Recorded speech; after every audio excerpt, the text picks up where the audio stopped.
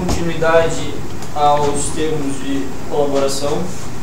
Nós passamos agora ao termo de colaboração número 9, que presta ao senhor João Sequeira Santana Filho, no dia 7 de março de 2017, em Curitiba, na sede da Força Tarefa da Operação Lava Jato. Em minha presença, Robert Cozobon e o promotor de justiça Sérgio Bruno Cabral Fernandes.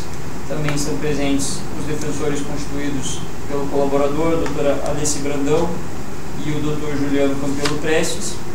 O senhor João Santana celebrou, então o senhor celebrou um acordo com o Ministério Público, um acordo de colaboração, e se comprometeu a revelar fatos ilícitos, a dizer a verdade, inclusive renunciou ao seu direito ao silêncio. O senhor reitera esses compromissos? Reitero. Então, dando continuidade aqui aos seus depoimentos, o senhor enumerou um anexo 9 como compra de apoio para tempo na TV. O que o senhor teria a revelar, a discorrer sobre esse assunto? É o seguinte, é um fenômeno típico do Brasil mais recente, que a necessidade do aumento pela legislação eleitoral, os partidos têm uma porção, um tempo que está diretamente ligado à sua bancada. Quando se faz uma coligação, esse tempo aumenta para o candidato majoritário. Essa legislação e esse tipo de procedimento fez surgir, sem que a maioria da população perceba, um verdadeiro leilão oculto nas campanhas eleitorais brasileiras. Hoje se fala muito de governo, dos defeitos da famosa governo coalizão, e ninguém comenta os defeitos das campanhas de coligação, porque elas todas são feitas com acordos, não exatamente políticos, ou somente políticos, acordos financeiros. E o que acontece?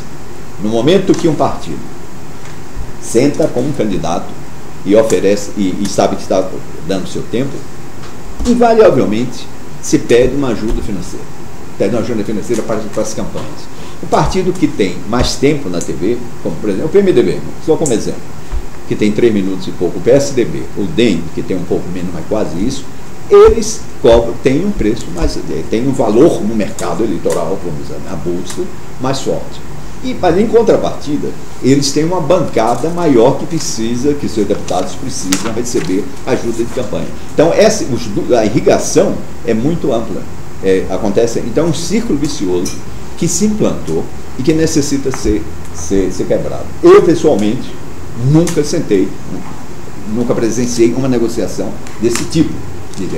O senhor me dá tanto? Não, porque isso é feito pelos políticos, pelos líderes políticos. Mas, indiretamente, eu sabia da existência disso e uma ou duas vezes, por exemplo, Palocci e Vaccari justificaram atrasos no pagamento da nossa empresa para a Mônica e até mesmo para mim, dizendo, olha, vocês tenham paciência, vocês são de casa e eu estou sofrendo uma pressão muito forte para recurso para as campanhas e os partidos que apoiam, que fazem parte da nossa coligação. Então eu tive que pagar um desses partidos, não me lembro exatamente se citou algum exemplo um dia, mas que foi. Então é uma prova de que isso existia também. Ele falou expressamente que teve que pagar um partido? Isso não só foi uma vez. Quer dizer, por exemplo, eles se comprometiam no dia X de nos pagar. E falhava no pagamento. Depois. Então, uma, duas ou três, várias vezes, eu diria, em várias campanhas, justificativo esse. Olha, a gente estava com dinheiro já alocado e tivemos que utilizar esse dinheiro para o pagamento de campanhas que vieram com a faca no nosso pescoço, os partidos que nos apoiam. Então, mas não sei o valor, não sei exatamente, porque eu estaria mentindo se dissesse, mas obviamente essa circunstância do leilão existia e esse pagamento regular em todas as campanhas acontece. O senhor cita diversas vezes em que foi relatado essa necessidade de pagamento, então, por obtenção de tempo na TV. O senhor conseguiria lembrar quais campanhas isso ocorreu? Praticamente as presidenciais todas. E também as campanhas municipais, porque isso, mantida a proporção, é questão de escala. Acontece o mesmo fenômeno. Mas as presidenciais, que são maiores, eu acompanhei, e a necessidade premente de ter mais tempo, ou não só por ter mais tempo por tê-lo, mas também para evitar que o oponente ganhe. E o senhor nessa equação, o senhor demandava esse tempo? Sim, demandava. O senhor fazia esse estudo da necessidade. Por exemplo, uma candidata com baixíssimo nível de conhecimento, como era a presidente Dilma, obviamente precisa de mais tempo.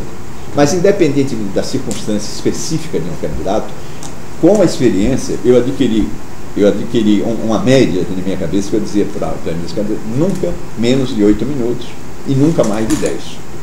Porque 10 é over e menos de 8 você não tem tempo para fazer uma campanha.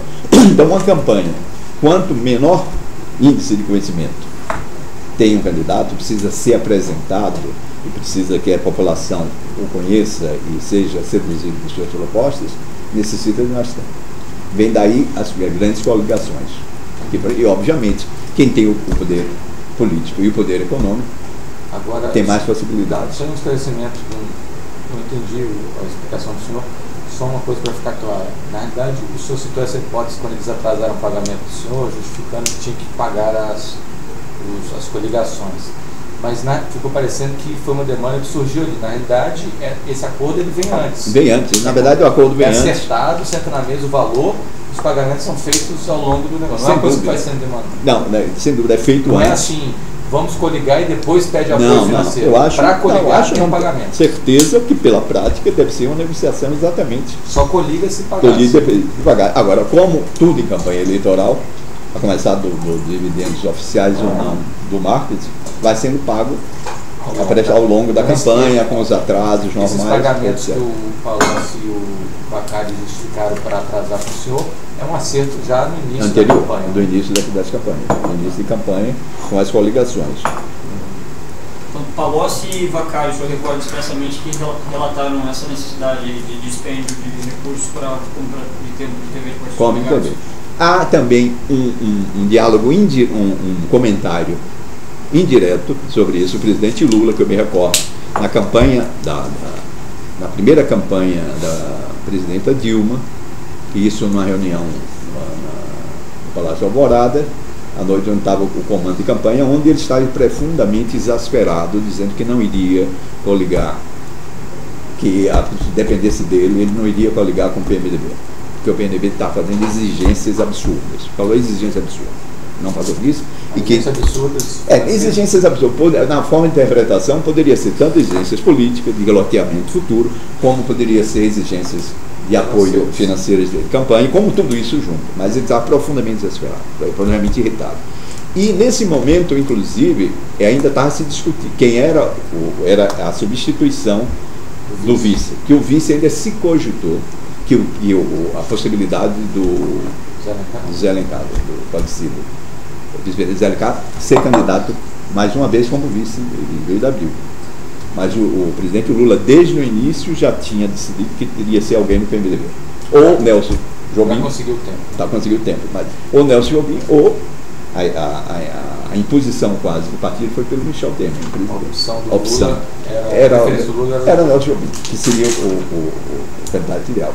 Cogitou-se também, mas aí eu fico em dúvida, se já foi na segunda campanha, a possibilidade de ser o Meirelles, caso não, o Henrique Meirelles, caso não coligasse com o PMDB.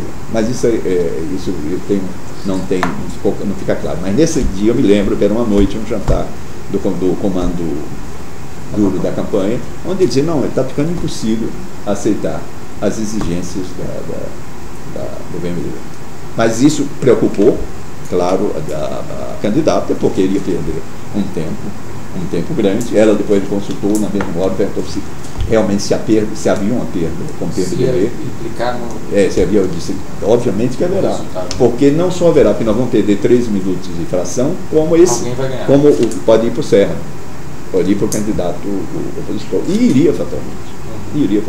Pode ser o segundo turno. Tá, aí foi bom, eu agradeço o senhor referir-se ao segundo turno, porque no segundo turno acaba essa vaga. Por quê? Porque por lei o tempo é igual.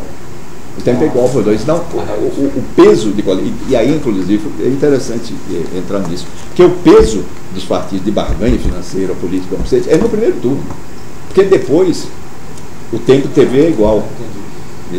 E nessa coligação, o senhor está citando grandes partidos, mas os partidos nanicos também entram nessa Também entram com a mesma voracidade, só que na proporção deles, E partidos de todos os matizes, de esquerda, de direita, de centro-esquerda, centro-direita. Esse leilão existe tudo. E muita gente perde e vai para o outro lado. Isso aí não tem dúvida. O senhor não recorda algum partido ou algum representante político de algum dos partidos que tenha sido mencionado numa dessas reuniões? Não, salvo esse dia que houve uma menção direta do PMDB, eu não vi comentários sobre fulano de tal partido. Mas eu digo ao senhor que é generalizado. Então, todos os 10, 8, 9 partidos de coligação, de qualquer campanha, seja da Presidente Dilma, seja do Serra, todos passaram por esse crivo. Todos passaram. O senhor tem ideia de quanto custa um minuto? Não tenho ideia, mas soube agora, recentemente, inclusive, há poucos dias, os números que começaram a ser divulgados de como supostas pela imprensa, com base em colaborações. Mas não. E além de tempo na TV, o que era considerado para as coligações? Eu imagino que, como sempre foi, mais na época tradicional, antes dessa legislação, que era o cargo, que a negociação, o famoso loteamento do cargo. Hoje em dia, nas últimas campanhas, não é culpa de ninguém, é do processo político e das deformações do processo eleitoral da democracia brasileira, é que isso começou a juntar-se mais, formar esse blend, dessa mistura absurda, e que é um dos males mais importantes, piores para a campanha. O senhor sabe de alguém que tenha sido designado para um cargo específico? Não, isso não, porque essas são negociações do comitê político da campanha, do candidato e dos presidentes dos partidos, etc. Mas o senhor foi consultado sobre a escolha do vice, por exemplo? Consultado como o perfil, sim, consultado. Por exemplo, desde o início ficava claro para mim que o presidente, do ponto de vista eleitoral, o presidente Michel Temer não somava nada. Ao contrário, poderia restar. O senhor, como profissional do marketing, não recomendaria a escolha dele? Não, como candidato não, eu comentei internamente sobre isso. Inclusive porque nós fazemos também. Quando o senhor deu essa orientação e avisaram que tinha que ser o candidato seria o presidente Michel Temer. Qual foi a minha reação? Não, é porque o PMDB é um partido mais forte. O Tempo de TV, por essa ordem. O Tempo de TV, e aí eu concordo com o Tempo de TV. Segundo, o apoio futuro de bancada, que uma coisa está ligada à outra. Mas, inclusive, tem essa pergunta, nós fazemos testes de perfil de vices. O Temer não tinha um perfil, nunca teve.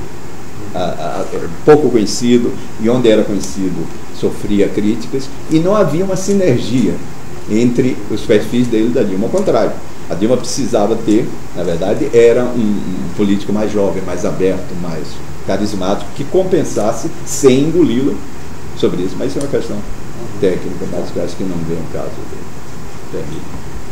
Mais alguma consideração sobre isso? Eu acho que só uma consideração, o dinheiro para o pagamento dessa coligação, o senhor tem conhecimento se ele era declarado?